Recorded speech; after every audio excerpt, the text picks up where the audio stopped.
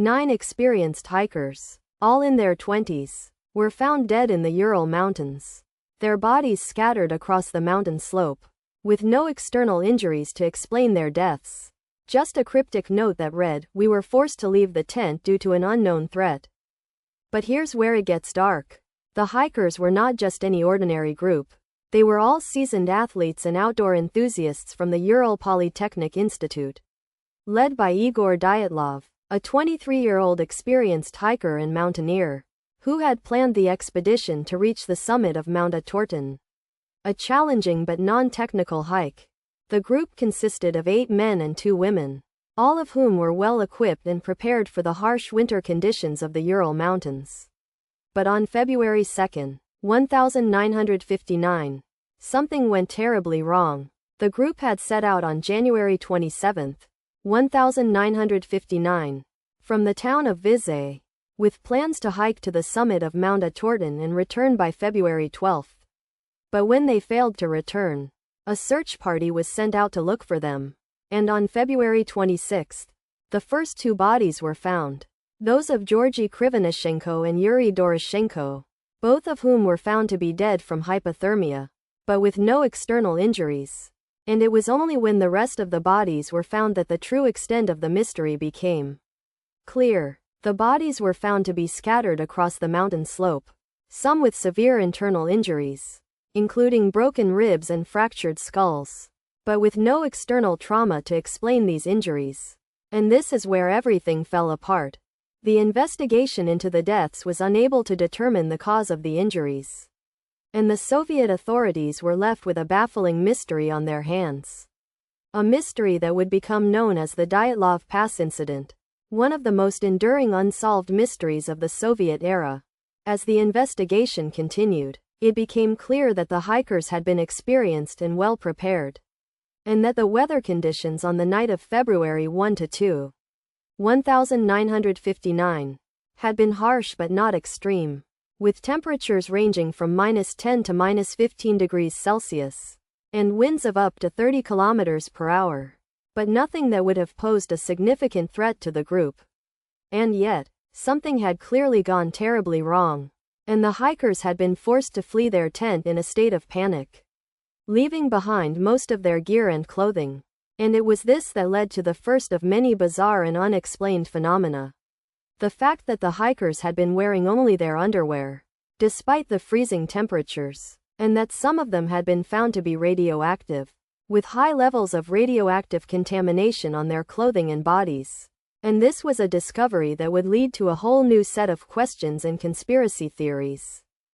But here's where it gets even darker. The investigation into the deaths was not just about determining the cause of the hikers' deaths, but also about uncovering the truth about the Soviet Union's secret military experiments in the Ural Mountains. And it was rumored that the hikers had stumbled upon a secret military base or experiment, and that they had been killed to prevent them from revealing the truth. And while this theory has never been proven, it is clear that the Soviet authorities were not telling the whole truth about the incident, and that there was a cover-up of some kind. And this is where the story takes a really sinister turn, because if the hikers had indeed stumbled upon a secret military base or experiment, then it's possible that they were not just killed, but also subjected to some kind of experimentation or torture. And this is a possibility that has been hinted at by some of the investigators and researchers who have looked into the case. And this is where everything starts to unravel, because as the investigation continued, it became clear that the hikers had been experiencing some kind of strange and unexplained phenomena in the days leading up to their deaths, including strange lights and sounds, and an unexplained feeling of being watched. And it was as if they had been slowly driven mad by some kind of unknown force. And this is where the story becomes really chilling, because if the hikers had indeed been experiencing some kind of paranormal or supernatural phenomena, then it's possible that they were not just killed, but also driven to their deaths by some kind of malevolent force. And this is a possibility that has been hinted at by some of the researchers who have looked into the case. And it's a possibility that is both terrifying and fascinating. But nobody talks about this part, The fact that the hikers had been experiencing strange and unexplained phenomena in the days leading up to their deaths, and that these phenomena had been documented in their diaries and journals. And it's only when you read these accounts that you start to get a sense of the true horror of what happened on that mountain. And it's a horror that is both fascinating and terrifying, because it suggests that there are forces beyond our understanding that can drive us to madness and death. And it's a possibility that is both captivating and unsettling. And it's what makes the Dyatlov Pass incident one of the most enduring and fascinating mysteries of all time. As the years went by, the Dyatlov Pass incident became a kind of legend, a haunting and unexplained mystery that continued to fascinate and terrify people.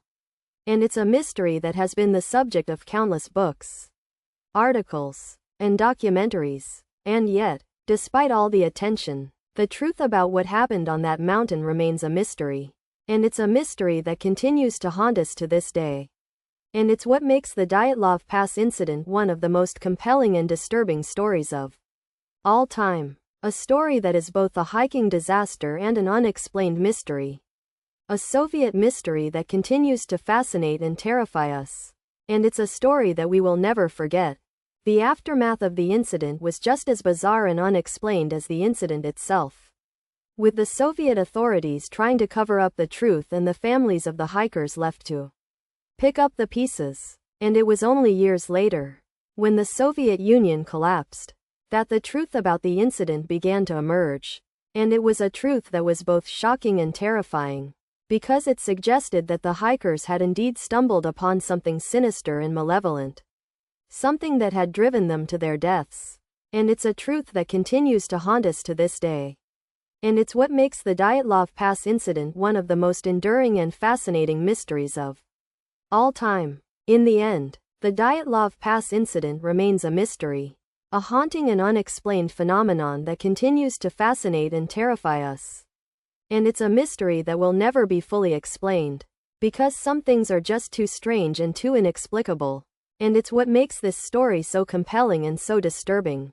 And it's a story that will continue to haunt us for generations to come.